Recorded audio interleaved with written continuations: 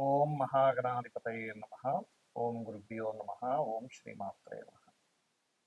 మనం ఈరోజు మీరు జన్మించినటువంటి లగ్నం నుంచి మీకు వేటి మూలంగా ధనయోగం వస్తుంది, అదేవిధంగా ఇది మనం చెప్పుకునేటువంటిది జనరల్గా. ఉదాహరణకి మేషంలో పుట్టారు, లేదా వృషభ లగ్నంలో మీరు పుట్టినప్పుడు వృషభ లగ్నం ఉంది, లేదా మిథున లగ్నం ఉంది, కర్కాటక లగ్నం ఉంది. అలా దాన్ని బట్టి సెకండ్ లార్డ్ ఎవరు, ఆ గ్రహం ఎటువంటి ధనయోగాన్ని ఇవ్వడానికి ఎలిజిబుల్ అయింది, సెవెంత్ లార్డ్ ఎవరు, అంటే ధనం ఎందుకు మీరు నిలబడటం లేదు, అదేవిధంగా మీకు జాతక చక్రంలో వ్యాపారం మూలంగా ధనయోగం ఉందా, లేదా ఉద్యోగ రూపంలో ధనయోగం ఉందా, మీ లగ్నానికి ఎటువంటి మహాదశలు వస్తే ధనయోగంగా మారతాయి అనేటువంటి అంశాలని చెప్తుంది నేనైనప్పటికీ కూడా చెప్పేస్తుంది సాక్షాత్ లలిత అమ్మవారిగా భావిస్తూ ఒక్కొక్క లగ్నం గురించి తెలుసుకుందాము. అదేవిధంగా అసలు వ్యాపార యోగం కనుక ఉన్నట్లయితే ఏ గ్రహం ఏ గ్రహంతో కలిస్తే ఎటువంటి వ్యాపారాల్లోకి వెళ్తారు, ఎటువంటి సమయాల్లో వ్యాపారాల జోలికి వెళ్ళకూడదు, ఎటువంటి సమయాల్లో వ్యాపారాలకు వెళ్తే బాగుంటుంది అనేటువంటి విషయాలు కూడా నేను చివరిలో చెప్తాను. వీడియో చివరి వరకు చూడండి. మేష లగ్నము, మేషరాశి. లగ్నం తెలిసిన వారు లగ్నం నుంచే చూసుకోండి, లగ్నం తెలియని వారు రాశి నుంచి చూసుకోవచ్చు. ఎందుకంటే జన్మజాతకాన్ని ఎప్పుడు లగ్నం నుంచే చూసుకోవాలి, గుర్తుపెట్టుకోండి.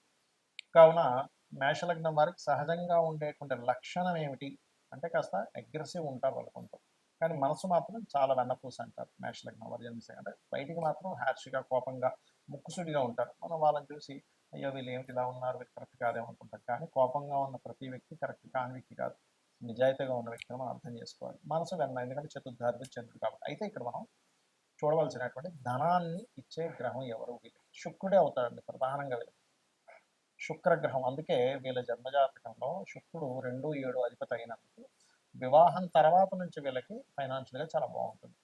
మరి ఈ శుక్రగ్రహం కనుక పాడైంది అనుకోండి, వివాహం అయినా సరే పెద్ద సపోర్ట్ ఉండదు. ఇది వీళ్ళ పర్సనల్ చాట్లు అలా ఉండడం వల్ల. కానీ వీళ్ళకి అమ్మవారి ఆరాధన చేస్తూ ఉండాలి రెగ్యులర్గా. అందులో ముఖ్యంగా ఫైనాన్షియల్ గ్రోత్కి ఓం సంపత్కరీ సమారూఢ సింధుర వ్రజ సేవితాయే నమః అనే నామస్మరణ ఖచ్చితంగా మంచి ఫలితాలు ఇస్తుంది అమ్మవారి నామాల్లో. అలాగే మరొక విషయం ఏంటంటే ఇక్కడ దీంతో పాటు చేయవలసినటువంటిది చూసుకున్నట్లయితే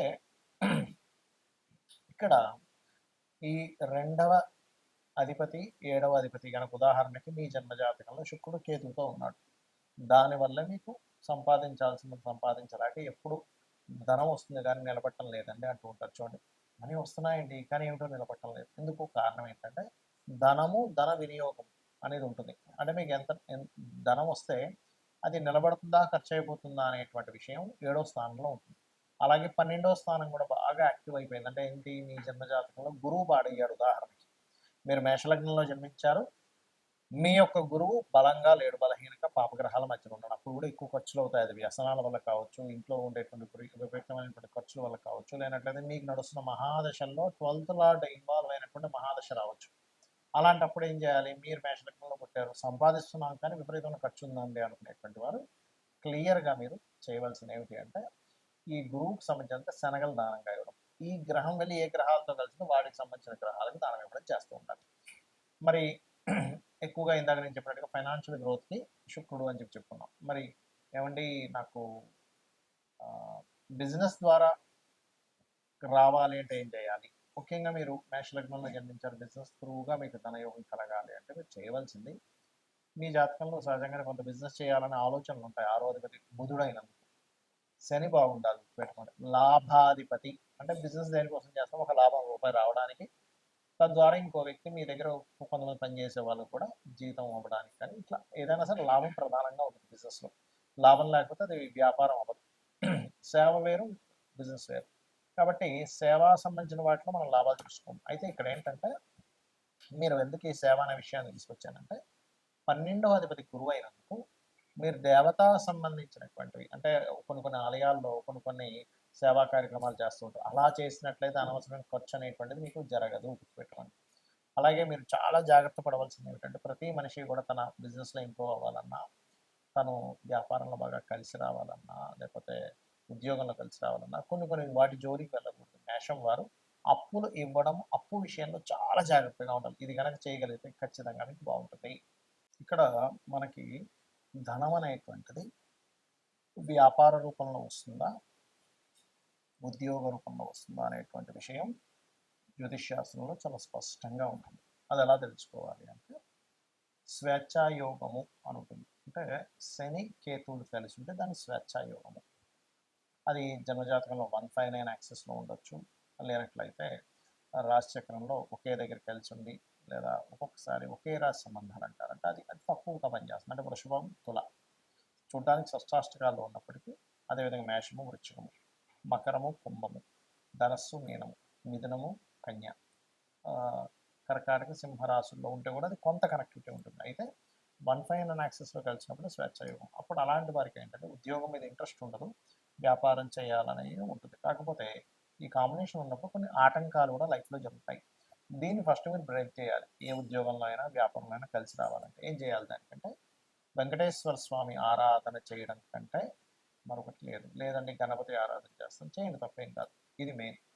రెండవది ఏంటంటే మీ పర్సనల్ చార్ట్లో అసలు వ్యాపార యోగం ఉంటే లేదా ఉద్యోగ యోగం ఉంటే ఎలా ఉందో తెలుసుకోండి.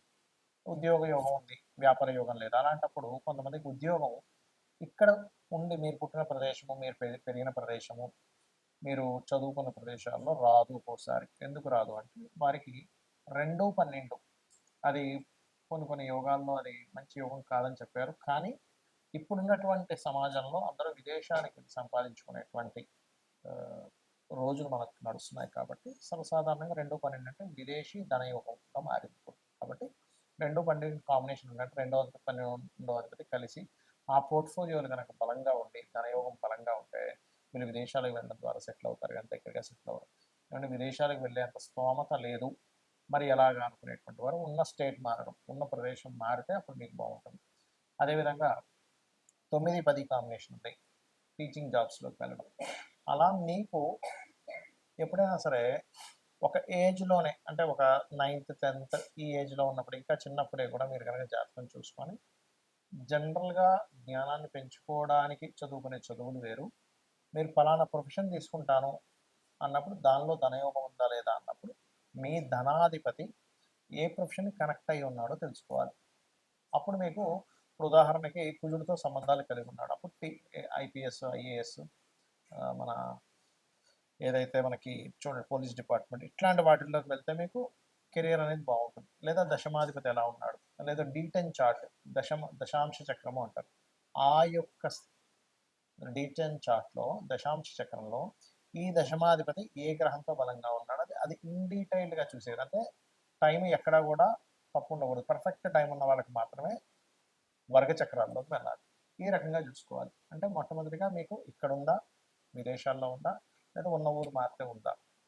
ఇంకోటి ఏంటి, కొంతమందికి కొంత అంటే మొట్టమొదటి ఒక 2-3 సంవత్సరాలు కొంత డిస్టర్బెన్స్ ఉంటుంది. వెంటనే వాళ్ళు ఏం చేస్తారంటే అయ్యో నాకు ఉద్యోగం రావట్లేదు అని అనుకుంటారు. అలా కాదు, ఆ పర్టికులర్గా ఆ డిస్టర్బెన్స్ ఉన్నప్పుడు ఉండే మహాదశ అంతర్దశకి దానం ఇచ్చుకుంటే అది క్లియర్ అయిపోయిందంటే 2-3 సంవత్సరాల తర్వాత ఆ వ్యక్తి చాలా టాప్ పొజిషన్లోకి వెళ్ళే టైం కూడా వస్తుంది. ఒక్కోసారి అది చెక్ చేసుకోవాలి.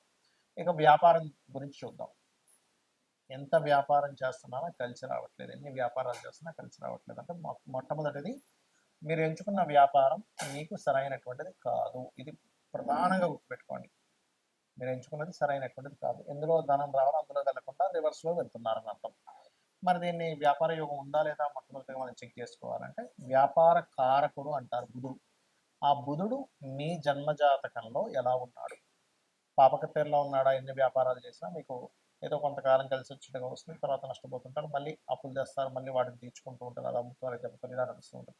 అలా కాదండి, బుధుడు చాలా బాగున్నాడు, ధనాధిపతి బాగున్నాడు, లాభాధిపతి బాగున్నాడు, ఆలోచన స్థాన కారకుడు బాగున్నాడు, సప్తమాధిపతి బాగున్నాడు, అప్పుడు ఖచ్చితంగా బాగుంటుంది. అంటే ఏమిటి ఇక్కడ, మీ జన్మజాతకంలో కనుక సప్తమాధిపతి బాగుంటే పార్ట్నర్షిప్స్ ద్వారా మీరు వ్యాపారాలు యోగిస్తాయి. అలా కాదండి, వ్యాపార కారకుడు బుధుడు లేదా ధనాధిపతి ఏ గ్రహంతో కలిసి ఉన్నాడో చూసుకోండి. ఉదాహరణకి వరుసగా ఒక్కొక్క గ్రహాన్ని తీసుకుంటే మీకు రవి గ్రహంతో కలిసి ఉన్నాడు, మెడికల్ ఆరోగ్యాన్ని ఇచ్చే దాంట్లో బాగా కలిసి వస్తుంది. మెడికల్ షాప్ కావచ్చు, హాస్పిటల్స్ కావచ్చు, మెడికల్ రిలేటెడ్ ఆరోగ్యాన్ని ఇచ్చేటువంటి న్యూట్రిషన్స్ కావచ్చు, మీరు చేసేటువంటి ఏ వ్యాపారమైన ఆరోగ్యానికి సంబంధించింది ఖచ్చితంగా బాగుంటుంది. చంద్రుడితో కలిసి ఉన్నాడు, టూర్స్ అండ్ ట్రావెల్స్, అయితే ఇక్కడ శుక్రుడు కూడా బాగుంటాలి. టూర్స్ అండ్ ట్రావెల్స్ లేనట్లయితే ఫుడ్ రిలేటెడ్ బిజినెస్లు, మెడిటేషన్ సెంటర్స్, ఆహ్లాదాన్ని కలిగించేటువంటిది, బట్టల షాపులు, ఇవన్నీ కూడా బాగుంటాయి. కుజుడితో కలిసి ఉన్నాడు, అలాంటప్పుడు ఏంటి సెక్యూరిటీ సర్వీసెస్ లేదా పెద్ద పెద్ద మిషనరీస్ లేదా అగ్నికి సంబంధించిన గ్యాస్ రిలేటెడ్ అంటే ఏదైనా సరే మిషనరీ పవర్ రిలేటెడ్ సంబంధించిన బాగుంటాయి. ఈ పవర్ రిలేటెడ్ సంబంధించిన దాంట్లో రవి గన కనెక్టివిటీ అయితే అప్పుడు ఏమవుతుందంటే సోలార్ ఎనర్జీస్ లాంటివి వాటి ద్వారా డబ్బులు వస్తాయి. మరి బుధుడే అయ్యాడండి మీడియేటింగ్, మార్కెటింగ్, డిజిటల్ మార్కెటింగ్, అడ్వర్టైజ్మెంట్లు ఇట్లాంటి వాటి ద్వారా వస్తుంది. గురువు కనెక్ట్ అయ్యాడు teaching related, guiding related, consultancy related. వీళ్ళతో ధనాధిపతి, లాభాధిపతి, సప్తమాధిపతి అంటే ఈ కలయికలు ఎంత బలంగా ఉన్నాయి. మంచి నీచభంగ రాజయోగం ఉంది, అద్భుతమైన స్టేజ్కి వెళ్తారు. లేదండి అంత పెద్దగా లేదంటే చిన్న వ్యాపారం ఏదో చేస్తూ బతుకుతారు. ఎందుకంటే వ్యాపారం అనేది రోజుకి ఒక 500,000 రూపాయలు సంపాదించేది వ్యాపారమే అవుతుంది. రోజుకి కొన్ని వందల కోట్లు టర్న్ ఓవర్ చేసేటువంటిది కూడా వ్యాపారమే అవుతుంది. అయితే వీళ్ళ యొక్క వ్యాపారం యొక్క బలం ఎంత ఉంది అనేది మహాదశ, అక్కడ ఉండేటువంటి గ్రహాల యొక్క కలయిక, అక్కడ ఉండే పట్టినటువంటి యోగాన్ని బట్టి డిసైడ్ అవుతుంది. ఇక అదేవిధంగా శుక్రుడు కనెక్ట్ అయ్యాడు, అందము, ఫ్యాషను, బ్యూటీ రిలేటెడ్ సంబంధించినవి, స్త్రీలకు సంబంధించినవన్నీ శుక్రుడు. అదేవిధంగా రవి బంగారాన్ని కూడా వస్తుంది, అంటే బంగారు వ్యాపారాన్ని రవి కూడా వస్తుంది శుక్రుడు. శుక్రుడు కొన్ని కొన్ని అందమైనటువంటి వస్తువులు ఇవన్నీ కూడా. శని కన్సల్టెన్సీ సెంటర్స్లో ముఖ్యంగా జాబ్ కన్సల్టెన్సీ, లేబర్స్ని పంపించి వాళ్ళ ద్వారా ఇప్పుడు కొంతమందిని కన్సల్టెన్సీ కొన్ని ఉంటాయి. ఎలా అంటే వాళ్ళ దగ్గర నుంచి మనిషి మన దగ్గరికి వస్తాడు. ఆ వ్యక్తికి ఆయన ఇచ్చేది ఒక 20,000 అయితే మన దగ్గర 22,000, 23,000 తీసుకుంటాడు. ఆ 3,000 మార్జిన్ పెట్టుకుంటాడు లేబర్ సప్లై చేసి అలా. లేదా ఆయిల్ బిజినెస్లు, లేనట్లయితే ఐరన్ బిజినెస్లు, ఇవన్నీ శాటర్న్ ఇస్తాడు గుర్తుపెట్టుకోండి. ఆ రకంగా రాహు కేతు అయితే రాహుకేతు ముఖ్యంగా రాహు సాఫ్ట్వేర్ రిలేటెడ్, కేతు ఆధ్యాత్మిక సంబంధించినటువంటివి, అదేవిధంగా కెమికల్ రిలేటెడ్ ఇట్లాంటి వ్యాపారాలు. ఇక్కడ ఏంటంటే ఒకటి మన జన్మజాతకంలో ఏ యోగం ఉందో తెలుసుకొని వెళ్ళడం ఒక ఎత్తు. అసలు ఏ యోగాలు లేవండి, చాలా ప్రాబ్లమాటిక్గా ఉందన్నప్పుడు అమ్మవారిని నమ్ముకుంటూ అమ్మవారి ఆరాధన చేసుకుంటూ ముందుకు వెళ్ళడం. జాబ్ రావట్లేదు, ఓం మాణిక్యం ఒకటాకార జానుద్వై విరాజితాయే నమః, లేదా ఓం శ్రీమాత శ్రీ మహారాజ్ని శ్రీమత్ సింహాసనేశ్వరి నమః. ఈ 2 నామాలు ఏది చేసుకున్నా మీకు జాబ్ అనేటువంటిది వస్తుంది. అయితే భక్తి శ్రద్ధలతో నమ్మకంగా చేసుకోవాలి.